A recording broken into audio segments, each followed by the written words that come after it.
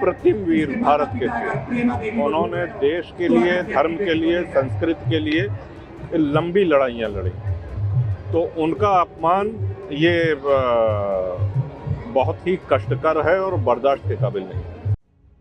राजा भैया का करारा जवाब, औरंगजेब की तारीफ तो राणा सांगा का अपमान, वीरों का अपमान बर्दाश्त नहीं। राजा भैया ने सुना दी खरी खरी, इतिहास से छेड़छाड़ नहीं चलेगी। नमस्कार, आप देख रहे हैं जनतंत्र टीवी और आपके साथ मैं चेष्टा नागर। कभी औरंगजेब की तारीफ तो कभी राणा सांगा का अपमान, इतिहास के खिलवाड़ करने वालों को अब करारा जवाब मिल चुका है। समाजवादी पार्टी के नेताओं को आखिर कब समझ आएगा कि वीर योद्धाओं पर सवाल उठाना सिर्फ उनकी मानसिकता को नहीं दिखाता, लेकिन अब कोई चुप नहीं रहेगा। हिंदुत्व की बुलंद आवाज राजा भैया ने उन्हें आईना दिखा दिया है। औरंगजेब के महिमा मंडन और राणा सांगा को गद्दार बताने वाले को राजा भैया ने सीधा जवाब दे दिया है। क्या कहा है राजा भैया ने और कैसे उन्होंने इन बयानों की धज्जियां उड़ा दी है, आइए आपको बताते हैं। राज्यसभा में समाजवादी पार्टी के सांसद रामजी लाल सुमन ने महाराणा सांगा को गद्दार कह दिया।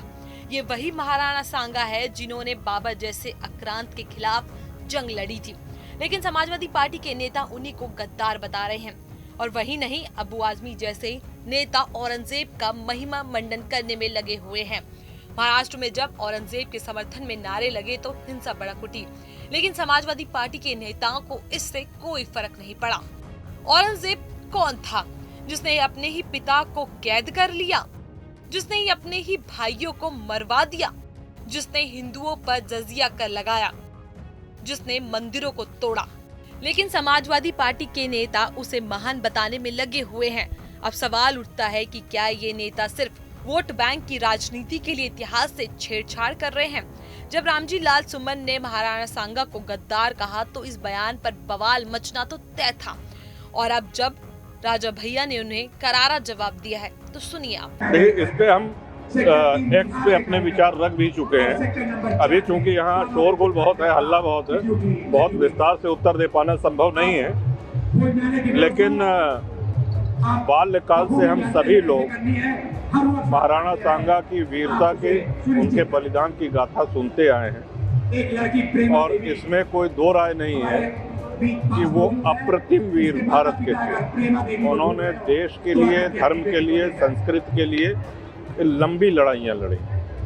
तो उनका अपमान ये बहुत ही कष्टकर है और बर्दाश्त के काबिल नहीं। सर, क्या लगता है धीरे धीरे समाजवादी पार्टी हिंदुत्व का विरोध करते करते हम किसी पार्टी का कोई नाम नहीं ले रहे हैं, लेकिन देखिए कुछ बातें ऐसी हैं जो सर्वमान्य होनी चाहिए, जैसे भारत का सम्मान, भारतीयता का सम्मान, जो वीर गति को प्राप्त हुए हैं, जिन्होंने राष्ट्र की रक्षा, धर्म संस्कृति की रक्षा के लिए हमलावरों से लड़ाइयाँ लड़ी हैं, तो उनका सम्मान करना, ये कोई व्यक्ति किसी पार्टी में रहे इससे मतलब नहीं है, लेकिन ये होना चाहिए। क्या उनको माफी मांगने देश अपने नेताओं को सांसद? अगर ग्लानि होगी उनको तो माफी मांगेंगे। अगर उनको ये लग रहा है कि उन्होंने सही टिप्पणी करी है तो नहीं मांगेंगे। जनसत्ता दल क्या मांग करती है? नहीं, जनसत्ता दल महाराणा सांगा को बहुत सम्मान के नज़रों से, और जनसत्ता दल ही नहीं, भारत का हर एक आम नागरिक राणा सांगा, महाराणा प्रताप, राणा कुंभा, बप्पा रावल, रानी लक्ष्मीबाई, छत्रपति शिवाजी महाराज, ये सब ऐसे नाम हैं जो विवाद के ऊपर हैं, इन पे कोई चर्चा हो ही नहीं सकती। और जो ये कहा गया कि साहब उन्होंने बाबर को आमंत्रित किया, तो बहलोल लोधी ने बाबर को आमंत्रित किया, न कि राणा सांगा ने। सिकंदर लोधी सुल्तान था, उसको 3 बार राणा सांगा हरा चुके, तो ये तो इतिहास है। लेकिन जब विवाद बढ़ा तो अखिलेश यादव को भी अब इस पर सफाई देनी पड़ गई। उन्होंने कहा कि हमारा कोई भी प्रयास राजपूत समाज या किसी अन्य समाज का अपमान कराना नहीं है। आज के समय में बीते कल की मतलब इतिहास की घटनाओं की व्याख्या नहीं की जा सकती, मगर सवाल ये है कि अगर पार्टी अपमान नहीं करती तो उनके नेता ऐसे बयान क्यों देते हैं? राजा भैया ने सिर्फ समाजवादी पार्टी के नेताओं को नहीं बल्कि उन सभी को जवाब दिया जो भारत के गौरवशाली इतिहास से छेड़छाड़ करने की कोशिश कर रहे हैं। वीर योद्धाओं को गद्दार बताने वाले जवाब उनको मिल चुका है, लेकिन सवाल यह है कि आखिर कब तक इतिहास के साथ खिलवाड़ किया जाएगा? औरंगजेब का महिमा मंडन करके किसे खुश किया जा रहा है? और जो लोग राणा सांगा जैसे वीरों को गद्दार बता रहे हैं, क्या वो सच में भारत के इतिहास को जानते भी हैं? राजा भैया ने इन सभी को करारा जवाब दिया है। लेकिन आपकी क्या है राय जानकारी को लेकर? क्या महाराणा सांगा और शिवाजी महाराज जैसे वीरों पर इस तरह की टिप्पणियां होनी चाहिए? हमें कमेंट सेक्शन में जरूर बताएं। जानकारी अच्छी लगी तो उसको लाइक करें, शेयर जरूर करें।